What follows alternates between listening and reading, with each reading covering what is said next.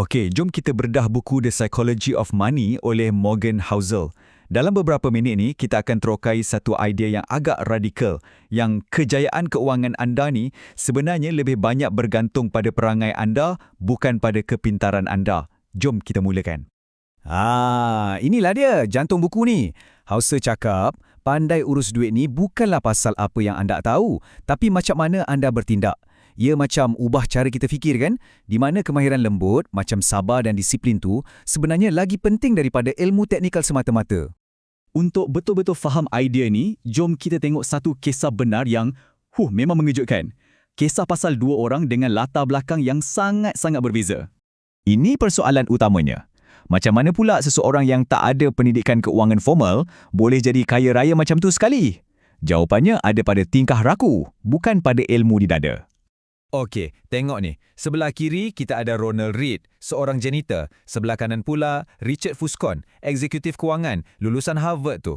Kalau ikut logik, Fuscon lah patutnya yang jauh lebih berjaya kan? Tapi realitinya terbalik. Read meninggal sebagai jutawan yang banyak menderma, manakala Fuscon pula isytihar muflis. Macam mana boleh jadi macam ni? Jadi, inilah puncanya. Ronald Read ni, dia amalkan kesabaran. Dia simpan sikit-sikit, melabur secara konsisten berpuluh-puluh tahun lamanya. Fuscon ni pula didorong oleh sifat tamak, ambil hutang yang melampau sampai akhirnya jatuh muflis. Ini contoh terbaik macam mana psikologi boleh kalahkan kepintaran. Kisah Read dan Fuscon tadi tu kan, itulah bukti paling kukuh untuk tesis utama buku ni. Duit ni bukanlah satu bidang sains yang ada jawapan pasti. Petikan daripada Housel ni memang tepat sekali. Dalam bidang lain, contohnya perubatan ke, kejuruteraan ke, ilmu teknikal tu segala-galanya. Tapi, dalam kewangan, lain ceritanya.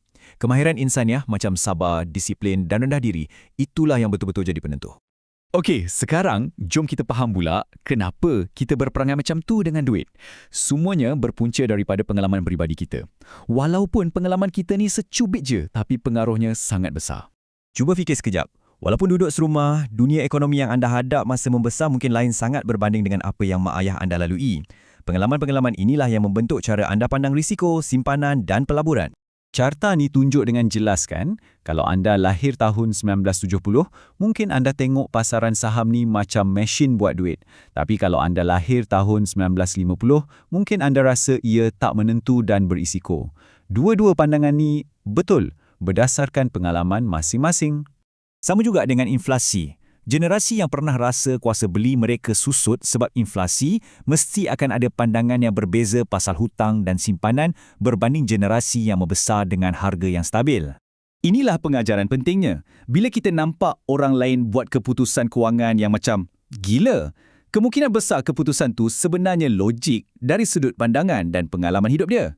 Dan kita kena ingat tau, banyak konsep keuangan moden ni sebenarnya baru lagi. Idea nak bersara, guna dana persaraan, ambil pinjaman pelajaran besar-besaran, semua ni tak wujud pun beberapa generasi lepas. Kita semua ni macam budak baru belajar dalam permainan ni, jadi normal lah kalau kita buat silap. Okey, sekarang jom kita sentuh pula pasal dua kuasa kembar yang membentuk hidup kita, tapi di luar kawalan kita, nasib dan risiko.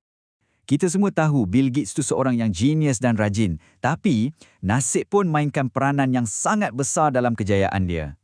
Bayangkan, pada tahun 1968, kat seluruh dunia ni cuma ada segelintir sekolah menengah je yang ada komputer. Sekolah Lakeside yang ada lebih kurang 300 pelajar je, salah satu daripadanya. Peluang seorang remaja ada di situ pada masa tu memang satu dalam sejuta. Dan remaja tu ialah Bill Gates. Itulah kuasa nasib.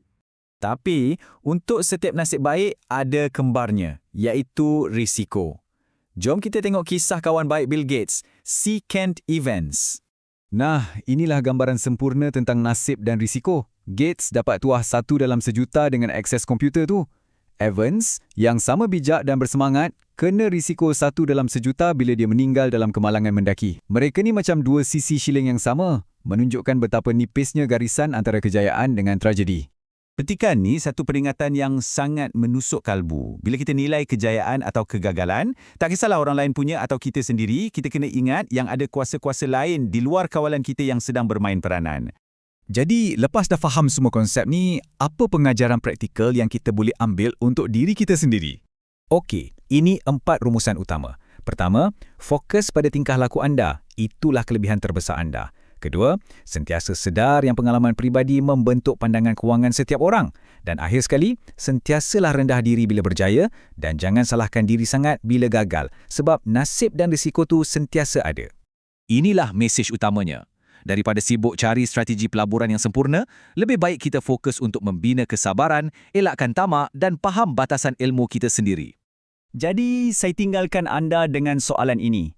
Memandangkan nasib dan risiko tu sentiasa ada, apa satu-satunya perkara yang anda betul-betul boleh kawal?